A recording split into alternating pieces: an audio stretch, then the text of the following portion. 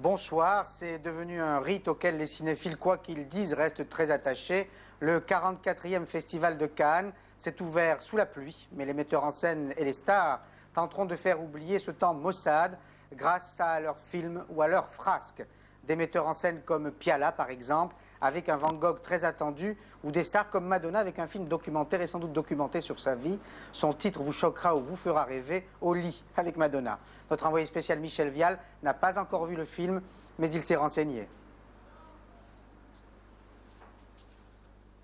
Madonna et Van Gogh, les deux événements extrêmes de cette 44e édition, l'accessoire et l'indispensable sans doute. Entre les deux, la tradition même du Festival de Cannes, son originalité, sa richesse en talent parfois surprenant, sans oublier sa capacité à saisir l'air d'une époque avec ses interrogations, ses inquiétudes et ses ambiguïtés. Le tout dans l'ambiance d'une fête un peu irréelle où l'envers du décor ne vaut presque jamais son endroit. Rude tâche pour le jury, mais Roman Polanski, son président, passionné et facétieux, entend préserver son plaisir de spectateur acharné. Je suis toujours un spectateur acharné. Je vais au cinéma, je vais voir le film au théâtre. Je ne me fais pas envoyer les cassettes, comme font certains critiques. Je ne vais même pas aux projections privées, je les évite d'habitude. Quand je veux voir un film, je ne me pose pas la question, est-ce que j'ai aimé ce film? Je l'aimais ou je ne l'aimais pas? Je ne dois pas me demander cette question. Le moment où on se pose la question, c'est déjà trop tard.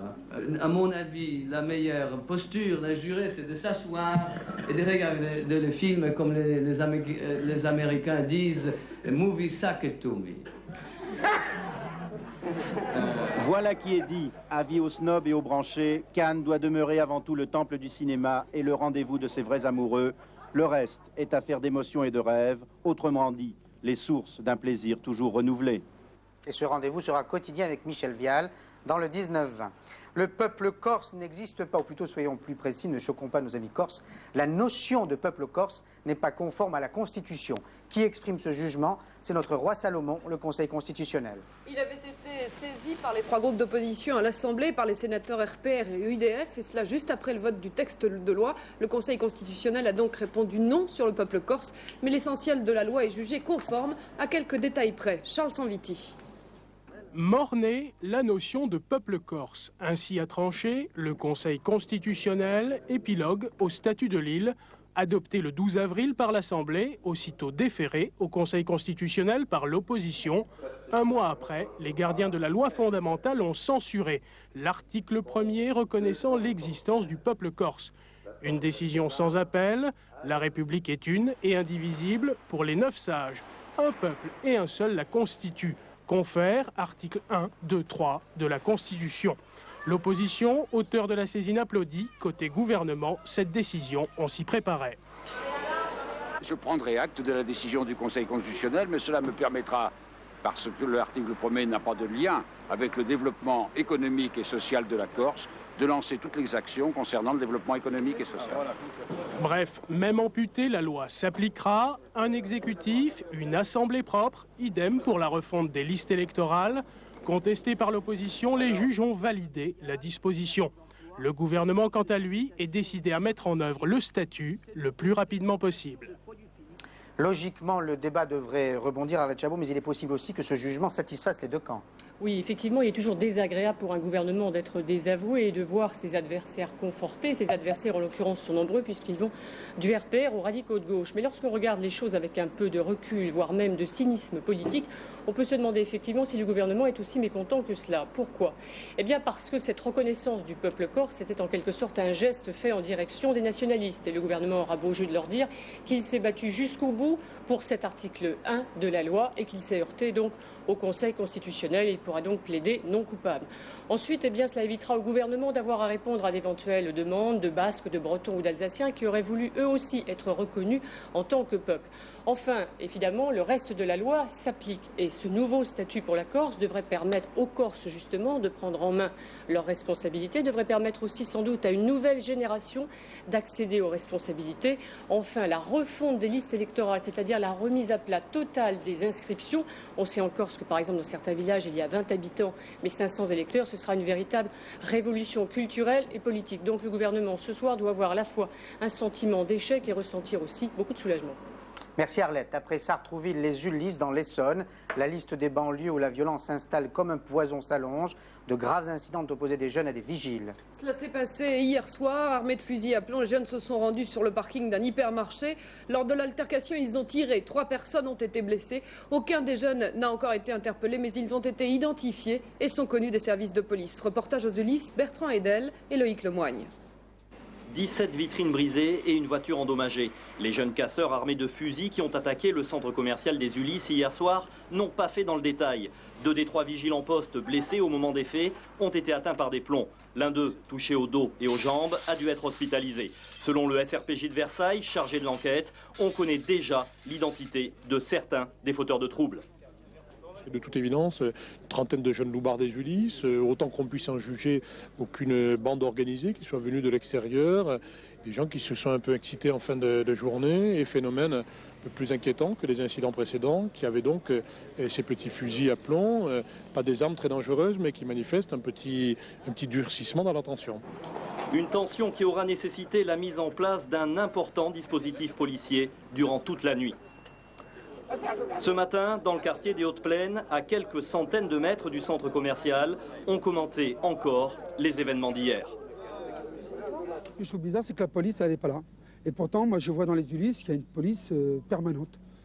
Difficile de rencontrer les jeunes des Ulysses ce matin, la plupart sont restés chez eux par crainte de représailles. Seul un adolescent qui a tenu à garder l'anonymat nous a donné sa propre version des faits. Ce matin, il y a le patron et un de ses collègues, ils ont tapé un môme de 13 ans. Ils l'ont tapé, ils sont mis à 2 contre lui. Déjà, ils n'ont rien dit, les jeunes d'ici. Ils ont dit, ouais, c'est pas cool, quoi. Demain, le centre commercial devrait réouvrir ses portes sous le contrôle d'une demi-compagnie de CRS. Ce climat dans les banlieues est dû bien sûr à l'urbanisme des années 60, au chômage, à l'ennui, mais aussi aux relations de plus en plus conflictuelles entre les diverses communautés ou minorités qui s'y trouvent. Et ce climat ne prendra fin qu'après une intégration difficile, mais nécessaire des nouveaux immigrés.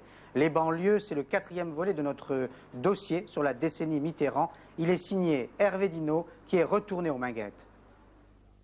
Juillet 1981, les Minguettes s'enflamment. La nuit, au pied des immeubles de cette ZUP, des jeunes désœuvrés organisent des rodéos au volant de voitures volées. Ils ont entre 13 et 18 ans, sont issus majoritairement de l'immigration et clament leur mal de vivre. Mais ce n'est qu'en 83, après de nouveaux incidents, que la France et son président identifient enfin le phénomène banlieue.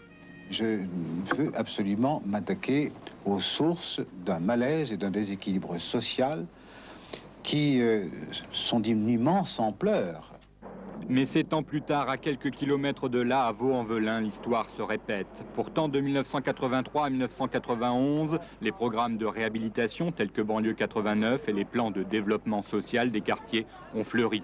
Les Minguettes ont bénéficié de toutes ces mesures, mais rien n'a fondamentalement évolué.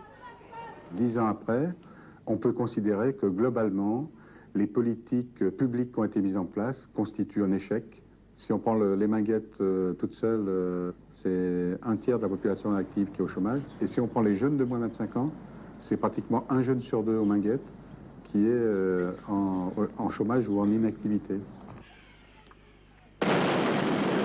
Dès 1983, on dynamite et on mure ces barres d'immeubles, symboles de l'urbanisme des années 60. Parallèlement, des opérations de réhabilitation sont entreprises. L'architecte Roland Castro, monsieur Banlieue 89, réaménage lui-même la tour Arc-en-Ciel. Mais dans cet immeuble, une fois les travaux achevés, les loyers sont multipliés par 2. Les plus démunis en sont donc exclus. Aux Minguettes, on a très vite compris que bonne volonté ne rimait pas toujours avec efficacité. On ne s'est attaqué à rien sérieusement. On est infoutu de faire ce qu'on appelle une social-démocratie. C'est-à-dire qu'on ne sait pas comment faire de façon sérieuse, que ça soit à peu près confortable pour tout le monde, en tout cas vivable. Et en même temps, on a fait toutes sortes d'efforts sporadiques ou marginaux Voilà, c'est un bilan très mitigé. Très mitigé. Je ne suis pas fier, quoi. Les jeunes des Minguettes rejettent désormais la violence et prônent le dialogue. Mais leur nouvel interlocuteur, le ministre de la Ville, perdra rapidement toute crédibilité s'il ne s'attaque pas au problème majeur, l'emploi. Ça pourrait répéter parce que bon, je dirais que la jeunesse de Vénissieux, c'est une petite bombe. Et là, elle dit rien. Là, les jeunes de Vénissieux, il y a 3 ans, ils ont suivi des stages. Mais maintenant, c'est fini, les stages, ils sont terminés. Ils sont terminés, les stages, ils se retrouvent au chômage. Le problème, il n'est pas résolu. Aujourd'hui, les nuits sont calmes aux Minguettes, mais le retour des CRS dans la ville inquiète les jeunes et les élus locaux, conscients qu'au moindre incident avec les forces de l'ordre, tout pourrait à nouveau basculer. Michel Charasse veut rester fidèle à son image et à sa légende. Il tient plus que jamais à traquer les gros et à protéger les petits. Il ne s'agit, vous l'avez deviné, que de fiscalité. Et plus précisément de droits de succession. À partir du 1er janvier 1992, le plafond d'exonération sera remonté pour favoriser les petits héritages. Mais vous l'avez compris, pas question pour autant de créer un nouvel impôt pour financer cette réforme. Explication de Claude Guénaud. Les dons manuels, c'est de l'argent liquide donné de la main à la main par le testateur de son vivant à ses héritiers. Michel Charasse a donc l'intention de s'attaquer aux dons manuels qui échappent au fisc, mais on ne sait pas encore comment il va s'y prendre. L'assurance vie est également dans le collimateur du ministre du Budget, qui la considère comme un produit d'évasion fiscale. Les sommes capitalisées échappant aux droits de succession en toute légalité, quel qu'en soit le montant. Ceci ne plaira peut-être pas beaucoup aux assureurs, mais c'est dans l'esprit du ministre une mesure d'équité qui permettra de diminuer peut-être à terme le taux des droits de succession sur ces successions petites ou moyennes. Devant les notaires en congrès, Michel Charasse a effectivement fait part de son intention d'alléger l'imposition des petits et moyens héritages. Déjà, à partir de l'année prochaine, les legs parents-enfants inférieurs à 300 000 francs ne seront plus taxés. Actuellement, environ 80% des héritages en ligne directe sont exonérés des droits de succession. Cela est dû à la prédominance des petits héritages, le patrimoine restant concentré pour moitié dans les mains de 10% des foyers les plus riches. Le spectre de la guerre civile menace toujours les Yougoslavies. De nouveaux incidents ont opposé Serbes et Croates. Et ces affrontements ont fait un mort et 2 blessés la nuit dernière. Face à ces événements, l'armée n'a pas obtenu l'instauration de l'état d'urgence, mais elle a maintenant l'autorisation d'intervenir pour mettre fin aux affrontements interethniques en Croatie. Philippe Pister. Après presque 4 jours de réunion marathon, la présidence collégiale yougoslave a finalement réussi la nuit dernière à décider d'une série de mesures destinées à mettre fin au conflit opposant Serbes et Croates. L'armée fédérale n'obtient certes pas les pouvoirs spéciaux, dont l'instauration de l'état d'urgence qu'elle réclamait, mais elle se voit accorder un feu vert d'1 mois pour rétablir l'ordre en Croatie. Cette nuit, de nouveaux incidents ont d'ailleurs opposé Serbes et Croates dans l'est de la République. Résultat, 1 mort, 2 blessés. Ces dernières semaines, les affrontements interethniques ont déjà provoqué la mort d'une vingtaine de personnes. Concrètement, l'armée fédérale obtient l'exclusivité des pouvoirs de police sur tout le territoire croate. Les mesures décidées par la plus haute instance de l'État prévoient la démobilisation des réservistes des polices et milices locales et le désarmement des civils. Des pourparlers doivent s'engager rapidement entre autorités croates et minorités serbes de la République. Une série de mesures qui ont pour elles d'avoir été décidées par les représentants des différents groupes ethniques qui s'opposent. Reste que la grande majorité des Croates considèrent l'armée yougoslave comme une force d'occupation. Il semble improbable qu'ils acceptent de rendre les armes. L'Arménie est toujours occupée et quadrillée par les chars soviétiques qui menacent d'attaquer un nouveau village. Les troupes soviétiques ont apparemment pris le contrôle déjà de plusieurs villages frontaliers. L'un de ces villages est actuellement encerclé. Des opérations démenties par les autorités arméniennes, sûrement par souci d'apaisement. Claire Sébastien. Sur la frontière sud avec l'Azerbaïdjan, Kafan et Aravus, 2 villages situés en territoire arménien. Ici aussi, le passage de l'armée soviétique a laissé des traces. Pour mater la rébellion arménienne, les grands moyens ont été déployés. Attaques par hélicoptère, tirs de roquettes. Après le départ de l'armée rouge, les milices ont repris aussitôt le contrôle du village. Comme lundi, à Voskepar, où une quinzaine d'Arméniens ont été tués, Safan aussi enterre ses victimes. Un combattant, membre des forces d'autodéfense, est tombé sous le feu soviétique. Alors que le gouvernement arménien semble faire des concessions en demandant aux milices de quitter la zone des combats, alors que dans le même temps, des délégués arméniens ont entrepris des négociations avec Moscou. Sur le terrain, la situation est très tendue. Selon des sources arméniennes, une 50aine d'Arméniens auraient été tués ces 10 derniers jours lors d'opérations militaires des troupes soviétiques et azéries. L'Irak rejette la présence d'une force de police de l'ONU dans le nord du pays. L'information a été donnée en fin d'après-midi par le secrétaire général de l'ONU, Pérez de Cuellar. Or, les États-Unis et la Grande-Bretagne souhaitaient que les soldats alliés soient remplacés par ceux de l'ONU. Les intégristes se montrent à nouveau très actifs dans le Maghreb, en Tunisie plus précisément. Des affrontements se sont produits dans les facultés entre militants islamistes et forces de l'ordre. Des affrontements qui ont fait au moins 2 morts et 3 blessés parmi les étudiants, mais le bilan pourrait être plus lourd. Après ces événements, les cours ont été suspendus dans plusieurs universités du pays. Correspondance de l'AFP à Tunis, Hassen Jaouini.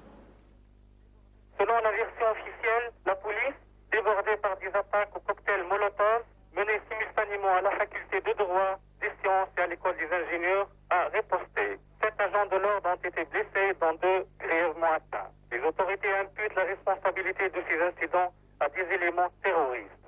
Depuis quelques semaines, le gouvernement a multiplié ses attaques contre les étudiants proches du mouvement islamiste Ennahda, la Renaissance, qui n'est pas reconnue. Ils sont accusés d'accaparer l'espace universitaire pour imposer, je cite, leur idéologie terroriste. Leur syndicat a été suspendu il y a 1 mois après la découverte dans ces locaux de matériel subversif, selon le ministère de l'Intérieur. Cette décision n'a fait qu'envenimer l'atmosphère à l'université où l'agitation, les grèves sont devenues quasi quotidiennes. Le bilan des morts risque de s'alourdir. Tunis, Hassen Jaouini, AFP Audio. Manifestation importante et spectaculaire en Corée du Sud contre le gouvernement. Plusieurs dizaines de milliers d'étudiants, de travailleurs et même de moines bouddhistes ont exigé la démission du gouvernement à la suite de la mort fin avril d'un étudiant frappé par la police. Nous n'avons pas encore l'état du bilan qui doit être important. Et il faut savoir que 4 manifestants se sont immolés par le feu pour protester précisément contre la mort de cet étudiant. Situation très alarmante au Bangladesh. Une nouvelle tornade s'est abattue sur des villages proches de la capitale, Dhaka. Plus inquiétant encore, la météo annonce la possibilité d'un nouveau cyclone avant la fin du mois. Dépassé par l'ampleur de la catastrophe, le gouvernement appelle à nouveau à l'aide internationale. Béatrice Nivois. Des vents de 150 km/h, des rues inondées. En 4 jours, c'est la 3e tornade qui s'abat sur le Bangladesh. Encore une fois, une tornade meurtrière. 13 personnes ont été tuées, une centaine d'autres blessées.